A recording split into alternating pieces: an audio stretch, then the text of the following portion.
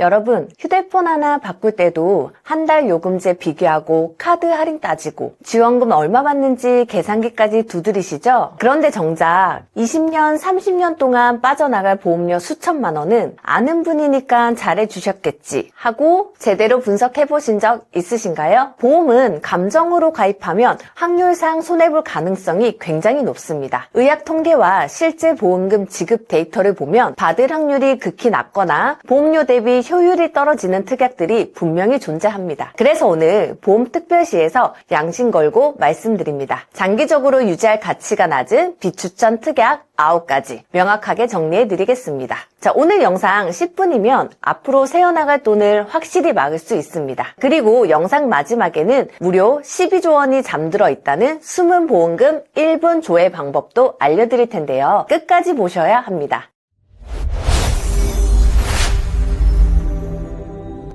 첫 번째, 18종 수술비부터 한번 살펴보겠습니다. 기본 구조는 수술의 난이도에 따라 1종, 2종 이런 식으로 분류하고 각 종별로 차등해서 보험금을 지급하는 수술비 보험인데요. 2000년대 초반에는 1, 3종 수술비만 판매하다가 2000년 후반부터 여러분에게 익숙한 1호종 수술비가 등장했습니다. 그리고 2022년 1월에는 1, 7종 수술비, 같은 해 3월에는 18종, 9종 수술비가 출시됐죠. 18종 수술비 특약이 종 구분도 많고 비교적 최신에 나온 보험이라 더 좋아 보이시겠지만 실제로는 그렇지 않습니다. 먼저 1호종 수술비는 간편하고 빈번한 수술은 1, 2종, 어렵고 복잡한 수술은 3, 4, 5종으로 분류해 지급하는 보험인데요. 회사에 따라 5종 기준 최대 1천만 원에서 2천만 원까지 보장받을 수 있습니다. 1호종 수술비 특약의 장점은 약관상 수술의 정의에만 부합하면 입원 수술이든 통원 수술이든 급여든 비급여든 신의학 기술이든 아직 나오지 않은 미래의 신기술이든 관계없이 보장해준다는 점인데요. 반면 18종 수술비는 구조적으로 비슷하게 생겼지만 가장 큰 차이는 비급여 수술을 보장하지 않는다는 겁니다. 때문에 대표적인 비급여 수술인 다빈치 로봇 수술이나 하이프 수술, 만모통 수술 등 보장하지 않죠. 또 현 시점에 약관상 급여 수술로 분류되던 수술 기법이 정책이 바뀌면서 비급여로 전환된 경우도 역시 보장하지 않습니다. 미래에 나올 수 있는 미래 신기술도 보장하지 않고요. 그런데 어차피 암내, 심장 등 중대 질환에 대한 급여 의료비는 산정 특례 제도를 통해 9가지 지원을 받을 수 있습니다. 자, 여기서 실손까지 있으면 사실상 급여 의료비에 대한 개인 부담은 현저히 낮다는 걸 알 수 있죠. 의료 현실과 국가 지원금까지 생각하면 우리가 대비해야 할 건 급여 의료비가 아닌 비급여 의료비입니다. 그런데도 18종 수술비는 비급여를 보장하지 않아요. 그래서 불필요한 특약이라고 말씀드리는 거죠. 두 번째, 암통원 일당과 암 입원 일당인데요. 암의 진단 확정된 후 직접적인 치료를 목적으로 입원했을 때 하루 10만 원을 최대 180일 동안 상급 종합병원에서 통원 치료를 받았을 때 연간 30회 한도로 20만 원씩 보장하는 게 암 입원 일당, 암 통원 일당 보험입니다. 자, 그럼 이 두 특약들로 손해를 보지 않으려면 암에 걸렸을 때 입원해야 하는 날이 많고 통원 치료 빈도도 잦아야 한다는 건데요. 실제로 정말 그런지 한번 살펴보겠습니다. 분당 서울대학교 병원 자료를 취합해서 만든 자료인데요. 보시는 것처럼 우리가 자주 들어봤던 암종별 평균 입원 일수가 10일이 넘는 암이 없습니다. 이름만 들어도 무시무시한 췌장암마저도 9.2일이라고 해요. 생각보다 암에 걸렸을 때 입원하는 빈도가 많지 않다는 걸 알 수 있습니다. 통원은 어떨까요? 췌장암 외래 일수를 전체 환자 수로 나누면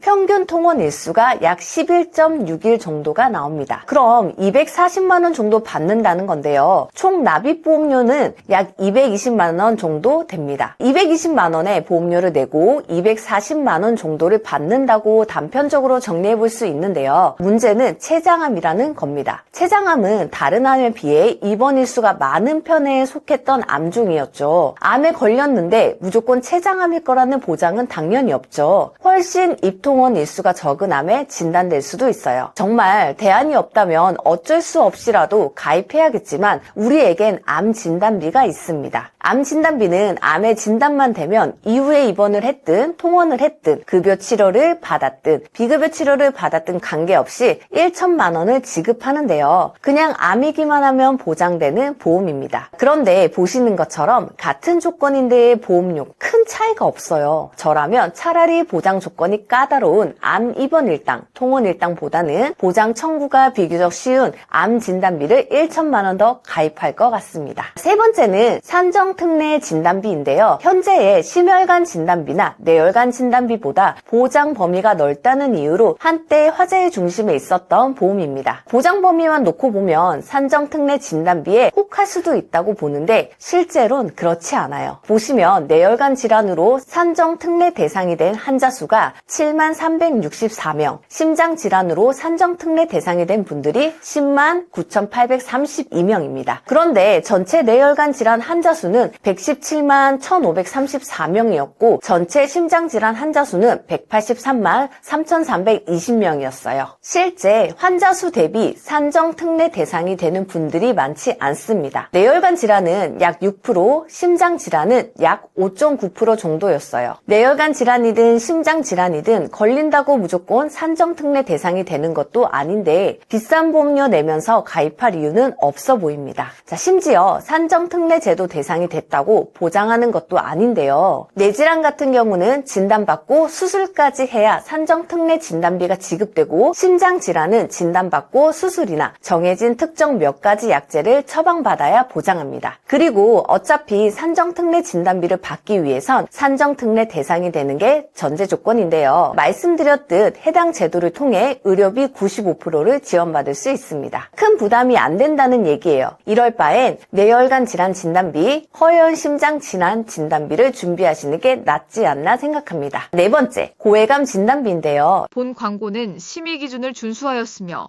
유효기간은 심의일로부터 1년입니다.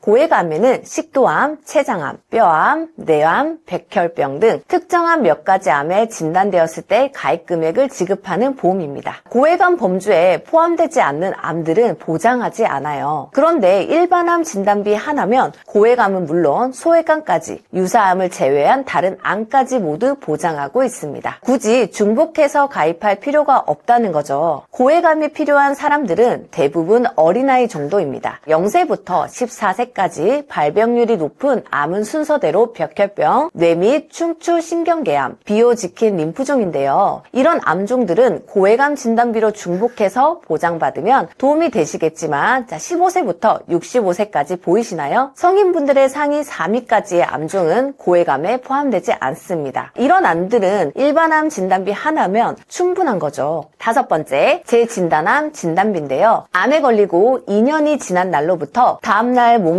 암세포가 잔존해 있을 경우 진단비를 지급하는 보험입니다. 즉, 암에 걸리고 치료를 열심히 받았음에도 암이 잔존해 있을 경우를 대비하는 건데요. 암이 정말 깔끔히 2년 이내로 완치됐다면 한 푼도 못 받는 보험이에요. 동일하게 1천만 원 보장을 받는 암 진단비랑 보험료를 비교해보면 재진단암 진단비가 더 까다로운데도 불구하고 보험료는 비싼 걸 알 수 있습니다. 재진단암 진단비가 암에 지속될 때마다 매년 보장하는 보험도 아니고 암세포가 2년 동안 몸에 남아있어야 한다는 청구 조건이 있는데 굳이 가입할 필요는 없어 보이고요. 자, 상식적으로 암에 걸렸는데 재진단한 진단비 받겠다고 암세포를 배양하실 분은 안 계실 거잖아요. 차라리 저 보험료로 암진단비 1천만 원을 더 가입하시거나 암치료비를 준비하시는 게 낫다고 생각합니다. 자, 여섯 번째, 불필요한 분들이 가입하는 사망보험금인데요. 사망보험금은 가입자가 돌아가셨을 때 유가족들에게 지급되는 보험이죠. 사망보험금 자체가 완전히 불필요한 보험이라고 생각하진 않아요. 다만 필요하지 않는 분들이 가입하는 경우는 조금 다릅니다. 자, 일단 사망보험금이 필요한 이유는 경제권자인 가장이 사고나 질병으로 일찍 사망해서 남은 가족들의 생계가 위태로울 때를 대비하는 보험인데요. 결혼을 안 한 10대, 20대 젊은 분들, 부양 가족이 없는 분들에게까지 사망보험금이 과연 필요할까요? 우선 보면 80세 만기인 사망보험금일 때 20년간 납입할 보험료는 총 2,644만 8천 원입니다. 자, 그런데 80세가 넘어서 돌아가시게 되면 사망보험금을 못 받게 되죠. 이 점이 조금 불안한 분들은 아예 종신 만기로 가입하는 경우가 있는데요. 자, 이때는 20년간 총 5,760만 원을 내게 됩니다. 자, 상당한 보험료를 사망 후 받게 될 보험금을 위해 지출하는 건데요. 자, 이런 엄청난 금액을 보험료로 납부하는데 부양 가족이 없습니다. 자, 아니면 자녀들이 모두 장성해서 각자 가정을 꾸리고 살고 있어요. 자, 이때 정말 이만큼의 보험료를 낼 가치가 사망보험금에 있을까 의문입니다. 사망보장에 대한 대안이 아예 없다면 몰라도 우리에겐 정기보험이란 게 있는데요. 자, 정기보험은 일정한 기간 동안만 사망보장을 담보하는 보험을 말합니다. 자, 어차피 자녀가 20살, 30살이 되면 스스로 밥벌이를 할 수도 있고 가장의 이른 부재에 따른 리스크도 크지 않거든요. 자, 보험료도 보시는 것처럼 저렴합니다. 이렇게 가입하면 보험료도 절감하면서 사망보험금이 필요한 기간 동안은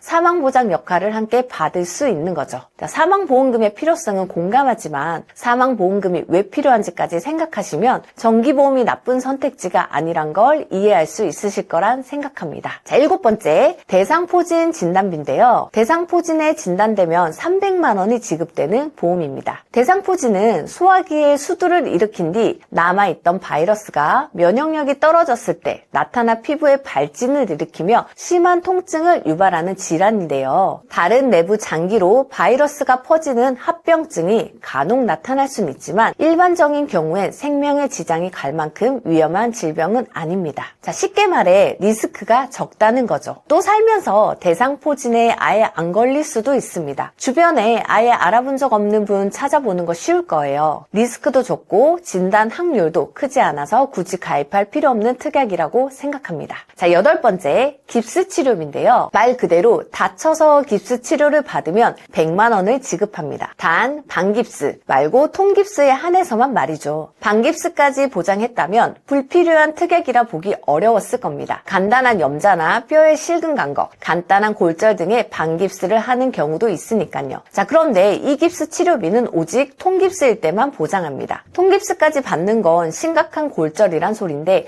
그럼 당연히 실손보험을 통해서 또는 상해 특약이 추가된 운전자 보험에서 보장받을 수 있어요. 한마디로 중복 보장이란 뜻입니다. 마지막 9번째, 응급실 내원 치료비인데요. 응급실에 내원하면 5만 원을 지급합니다. 자, 그런데 여러분, 살면서 응급실에 가보신 적 많으신가요? 그것도 응급 환자로서 말이죠. 뭐 주말이나 공휴일엔 어쩔 수 없이 응급실을 갔던 경험이 있으신 분들도 계실 겁니다. 문제는 응급실 내원 보험금은 일단 이렇게 비응급 상황에선 보장하지 않아요. 오직 응급 상황일 때만 보장하는데 이때는 당연히 실손보험에서도 보장이 됩니다. 아이들의 경우 갑자기 고열이 끌어오르고 하면 종종 응급실을 갈 수도 있지만 성인들에게 솔직히 이런 케이스 드물다고 생각하거든요. 말씀드린 3가지, 대상포진 진단비, 응급실 내원 치료비, 깁스 치료비 보험료입니다. 가입하시면 20년간 약 257만원, 약 33만원, 약 28만원, 총 319만 6,800원을 내셔야 돼요. 이 돈을 굳이 이런 특약들에 투자할 필요는 없다고 생각합니다. 자, 여러분은 어떠신가요? 보험은 많이 넣는다고 좋은 게 아닙니다. 제대로 넣는 게 중요합니다. 오늘 말씀드린 9가지 특약 내 보험에 들어가 있다면 반드시 한번 점검해보세요. 보험사는 전화 한 통이면 확인 가능하고 내 보험 찾아줌에서는 숨은 보험금과 휴면 보험금까지 한 번에 조회하실 수 있습니다. 자, 모르는 채로 계속 납부하는 것과 알고 정리하는 것은 10년 후 결과가 완전히 달라집니다. 보험특별시에서는 32개 보험사의 데이터를 기반으로 불필요한 보험료를 줄이고 핵심 보장만 남기는 설계를 도와드립니다. 가입 이후 관리까지 함께합니다. 상담이 필요하신 분들은 언제든지 연락주세요. 영상이 유익하셨다면 구독과 좋아요 부탁드립니다. 다음 영상에서 더 알찬 정보로 찾아뵙겠습니다. 감사합니다.